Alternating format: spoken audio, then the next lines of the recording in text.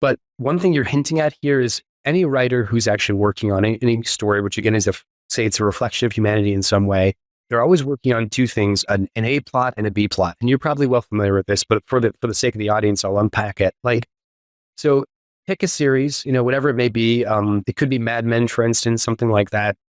There's always an A plot where it's like every single episode is driven by Don Draper, this, world-class, creative director who's so slick. It's Hershey's and they're pitching Hershey's and he's got this thing of like, he needs to land the pitch, right? Whatever that thing is.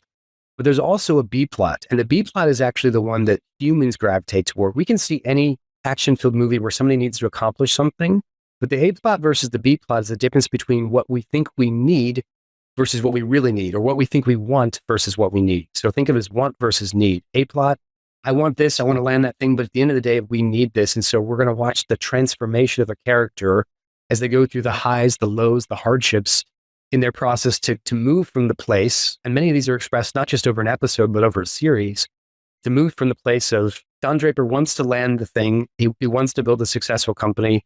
He wants to be a good lover of those things. But ultimately what we actually see is him failing again and again and again. We see a B plot story where the backstory of his life, of the mistakes that he's made, the identity he's taken on, all starting to catch up with him.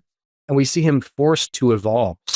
Sometimes to the point where like, he's going to make it. Oh, he missed. What? He's doing it again.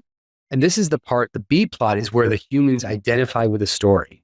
Whereas the A plot, it's like, cool, that's what makes for the pitch, the sell, this is the movie about whatever, got it. But the B plot, and they're fairly universal, is this transformation that the main characters end up going through because we don't like stories where characters don't transform.